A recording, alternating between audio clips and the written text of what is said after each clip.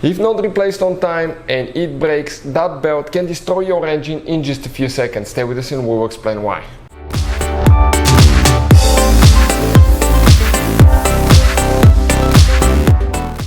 Hey guys, welcome back to Auto Repair guys. Thank you guys for watching and subscribing to the channel. Today will be super helpful video guys to any of you having a Dodge vehicle guys.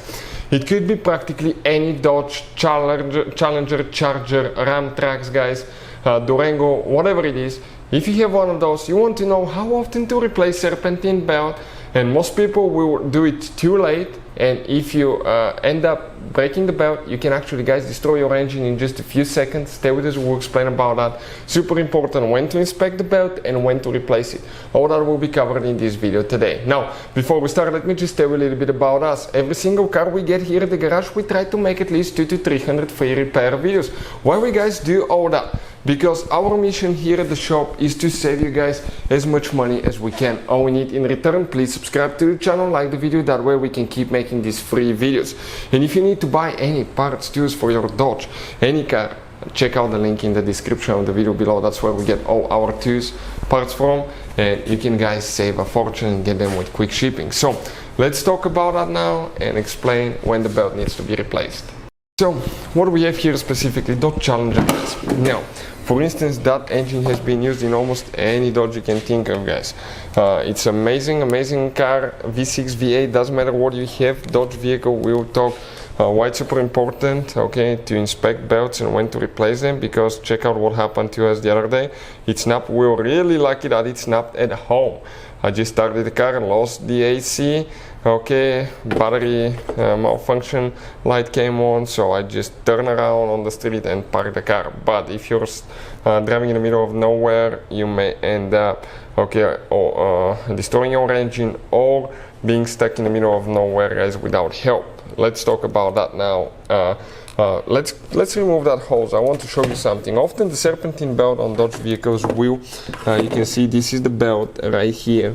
This is the AC compressor. The belt will drive the AC compressor, but even if it breaks, you can drive without AC. That's not too bad. But that right here, it's your water pump. If the belt breaks, your water pump will not turn. Your engine can overheat if it's under load in just a few seconds or minutes, guys, and you can destroy it. You can blow head gaskets, cylinder heads. It's aluminum box, so you can practically destroy your engine to the point you need it completely rebuilt or replaced. So another thing that it often moves, guys, is the alternator. The alternator is run by your belt as well, and if it snaps, it will not be charging the battery. So the belt, guys, people say you need to inspect it, but sometimes, okay, they do inspection, like they grab a spot like that, they turn it inside out and see for cracks, and watch for such a long section. I don't see any cracks at all.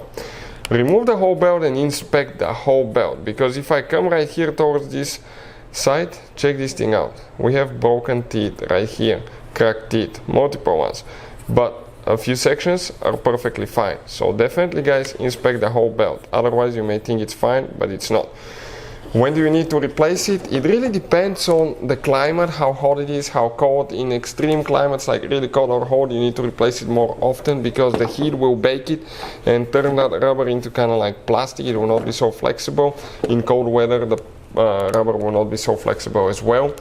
But good belts, really good belts, are Continentals. We'll put the link in the description of the video below where you can buy some from, but they recommend to inspect it at 60,000 miles and replace it at 90,000 miles. Ours, it snapped at 107,000 miles.